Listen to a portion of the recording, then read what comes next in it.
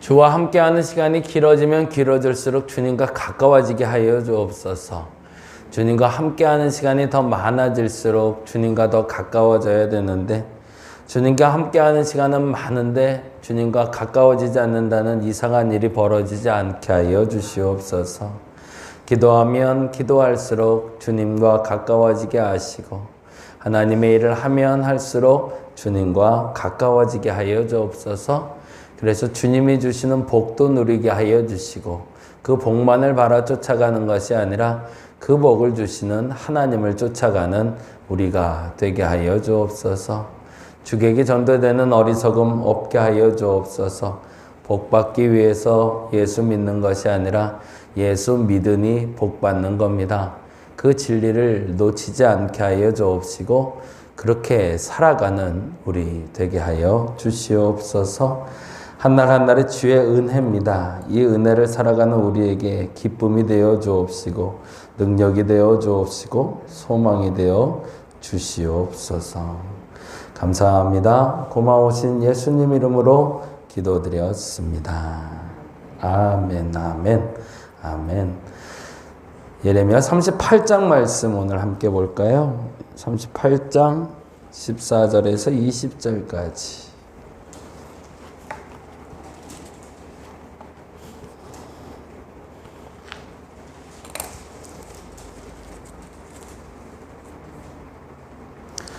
예레미야 38장 14절에서 20절.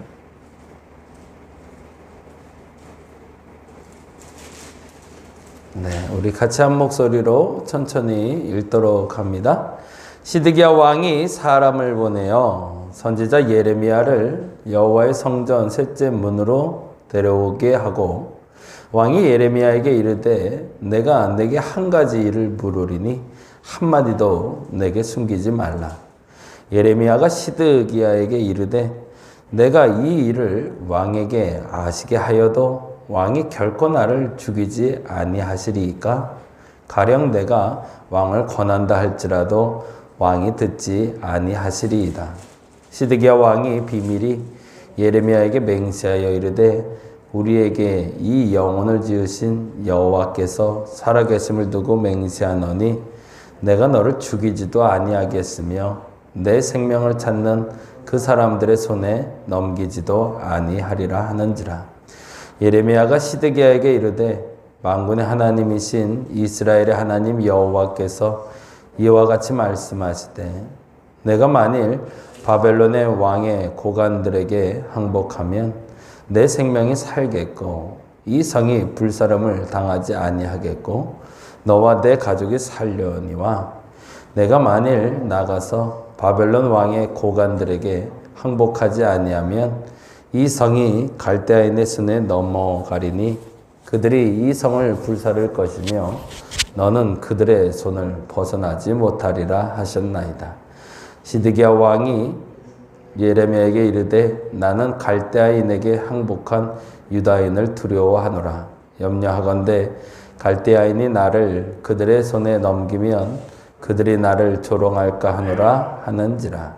예레미야가 이르되 그 무리가 왕을 그들에게 넘기지 아니하리이다. 원하옵나니 내가 왕에게 아뢰는 바 여호와의 목소리에 순종하소서. 그리하면 왕이 복을 받아 생명을 보존하시리이다. 아멘. 이제 예루살렘의 마지막을 향해 나가는 과정을 보게 되는데요. 앞뒤의 구절들을 보면서 왜 예루살렘은 멸망할 수밖에 없었는가를 설명하고 있어요. 그래서 오늘은 36장부터 38장까지 보는 날인데요. 36장 말씀은 이렇게 질문을 던져 놓으면 좋을 것 같아요. 두루마리 사건이 말하는 것은 무엇인가? 두루마리 사건이 말하는 건 무엇인가? 예레미야의 마음을 이렇게 느끼면서 같이 읽으시면 훨씬 더 체감 온도가 더 높을 것 같습니다. 36장에는 그 예레미야의 시종이죠. 바룩이라는 사람이 나와요. 바룩이 대필자, 서기관 역할을 하신 분인데 예레미야가 이제 옥에 갇혀서 아무것도 할 수 없는 상황이 됐을 때 예레미야가 불러주는 대로 받아 적어요. 예언을 받아 적고 그것을 첫 번째는 백성들에게 낭독을 하고 두 번째는 고관들에게 낭독을 하고 세 번째 왕에게 낭독을 합니다.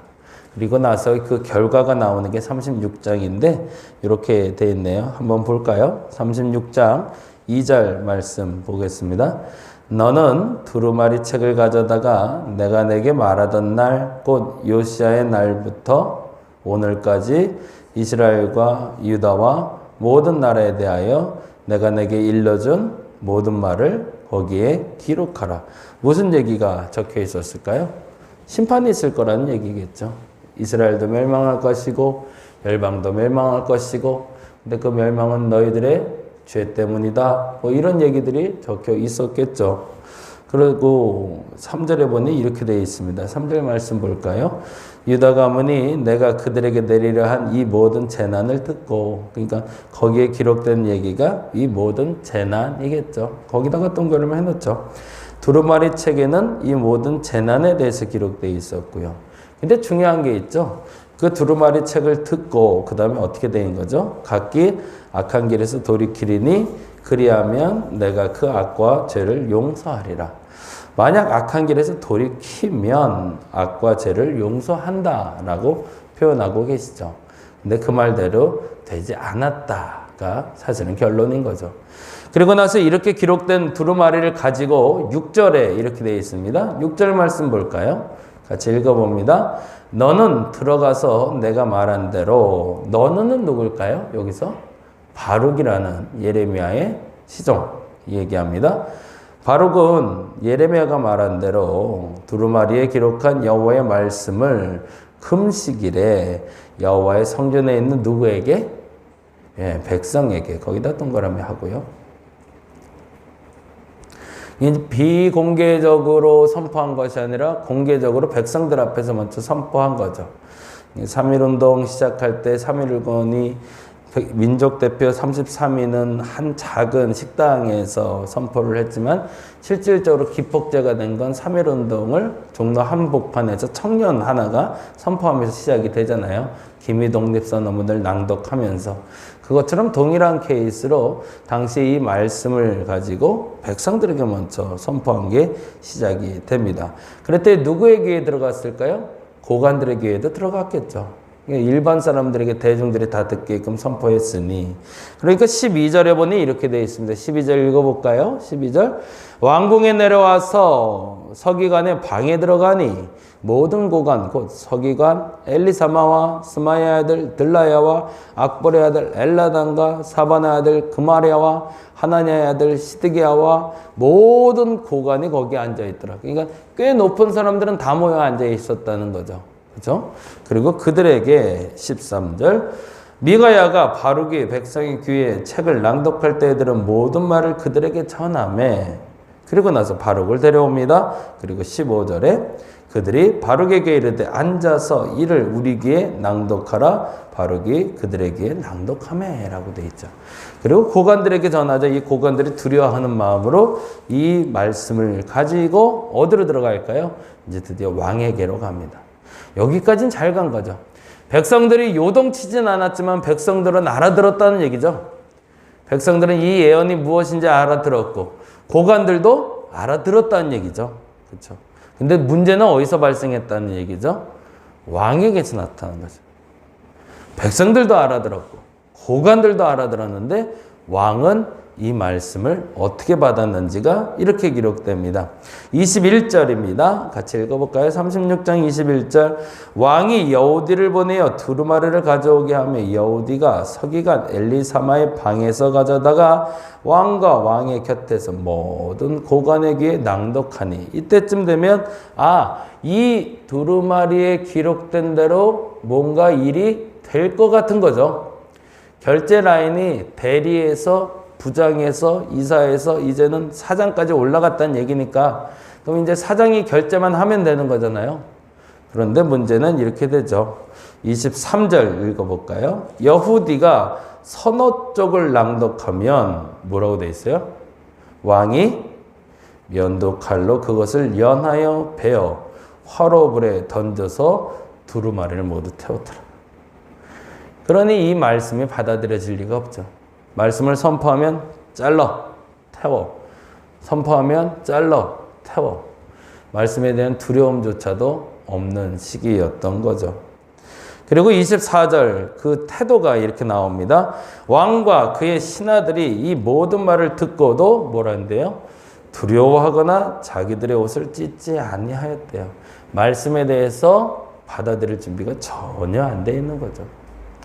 백성들은 듣고 두려워했고 그리고 고관들도 두려워했는데 이들은 아예 하나님의 말씀을 받아들일 마음의 준비가 전혀 안 됐던 거죠.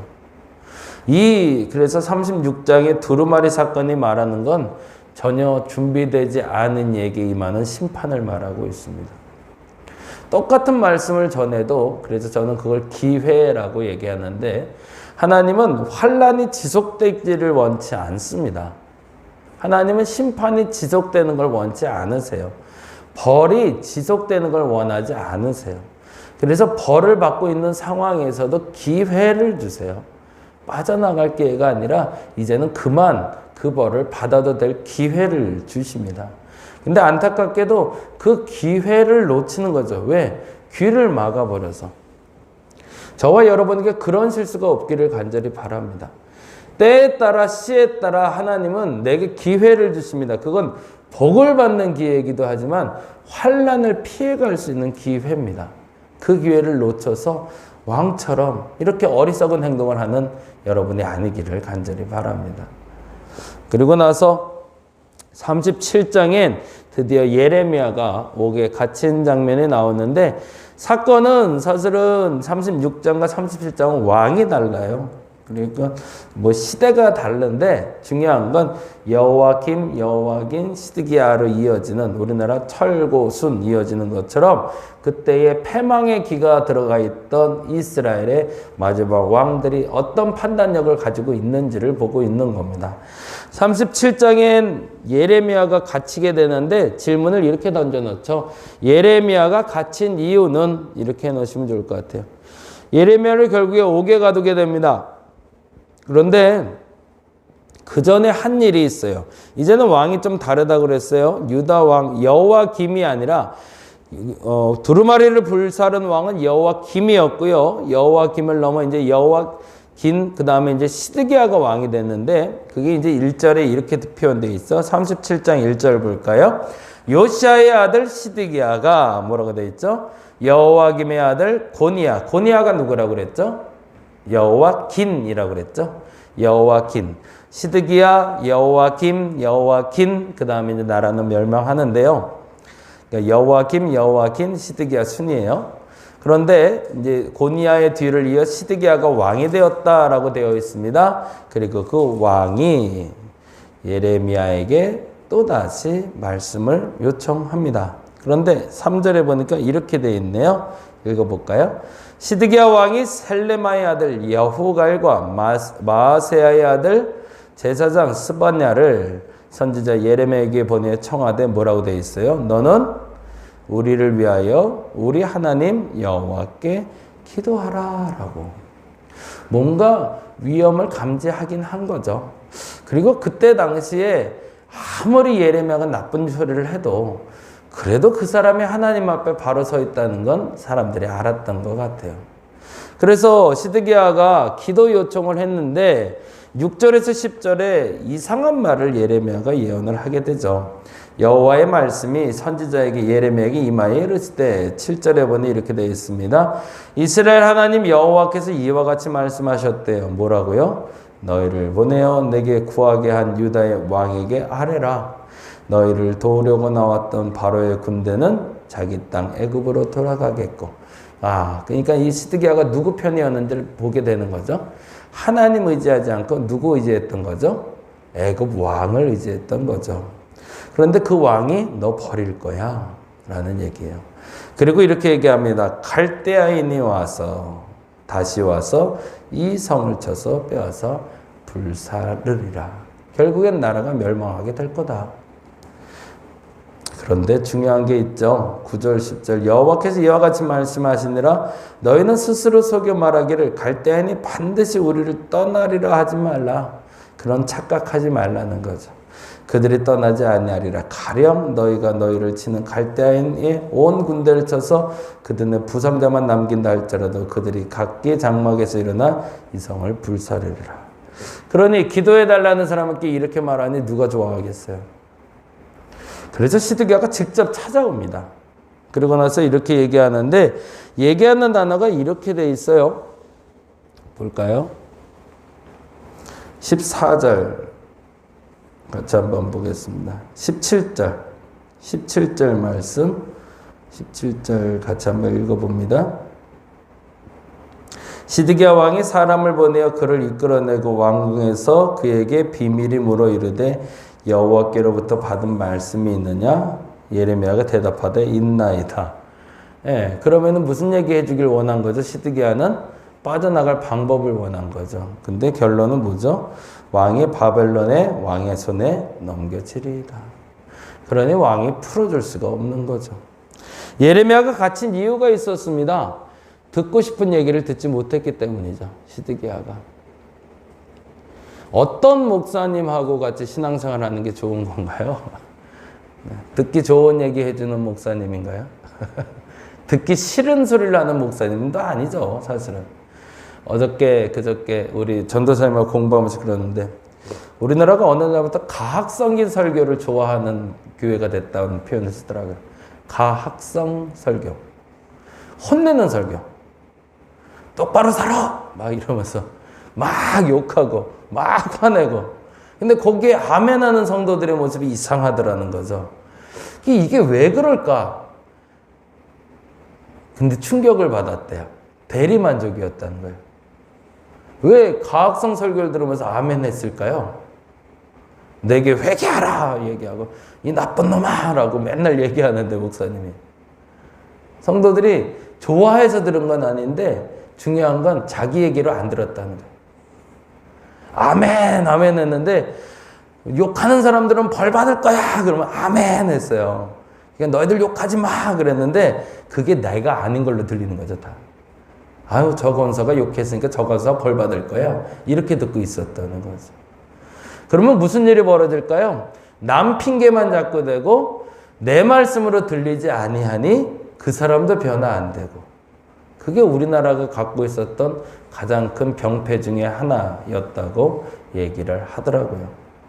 어찌 보면 동일한 말씀을 들어도 그 말씀이 내 말씀으로 들리기 시작하면 나도 그도 변할 겁니다. 저와 여러분이 말씀에 그렇게 반응했으면 좋겠습니다. 말씀을 구별해서 이 말씀은 내 거고 이 말씀은 받아야지 이렇게 구별이 아니라 오늘 있는 그대로 스며들 수 있는 그런 신앙생활이 저와 여러분에게 있었으면 좋겠습니다. 그렇다고 혼내는 설교가 잘한다는 얘기는 절대 아닙니다. 그 또한 잘못하는 거죠. 그렇게 설교하라고 하나님 말씀하신 게 아니었으니까. 권면하고 위로하는 설교도 반드시 필요한 거였죠. 그럼에도 불구하고 예레미야 때는 지금 시드기야에게 할 수 있는 권면은 유일하게 혼내는 거였습니다. 이제는 제발 그만하시고 항복하십시오라고.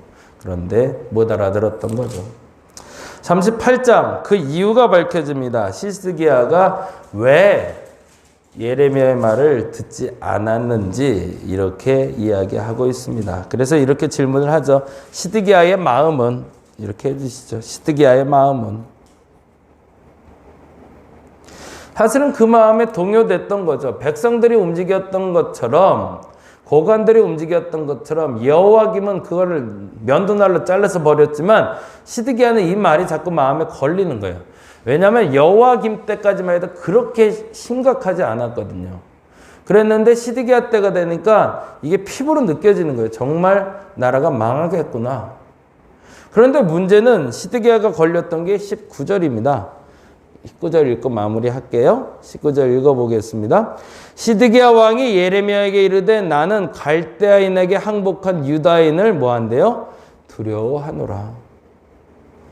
그리고 뭐라고 돼 있죠? 염려하건대 갈대아인이 나를 그들의 손에 넘기면 그들이 나를 조롱할까? 거기다 줄쳐놓죠. 그리고 오늘은 이렇게 기도했으면 좋겠습니다. 시드기야의 마음은 뭐 때문에 움직이지 못한 거죠? 조롱받을까 봐. 남들에게 손가락질 당할까 봐. 자존심이 상할까봐, 창피할까봐 하나님의 말씀을 거부했다는 거죠. 여러분은 어떻게 반응하시나요? 오늘 그렇게 기도했으면 좋겠어요. 남들이 조롱한다 할지라도 그것이 하나님의 말씀이라면 아멘하게 해달라고. 아까 기도하면서 말씀드린 것처럼 하나님과 많이 함께 했으면 하나님의 마음에 합한 삶을 살아야 되고 하나님과 가까워져야 되는데, 기도하면 기도할수록 하나님의 뜻과 내 뜻이 멀어진다면 그건 신앙생활을 잘못하는 거죠. 더 많이 하나님을 가까이 하시고 하나님의 뜻에 부합한 삶을 살 수 있는 저와 여러분 되시길 바랍니다.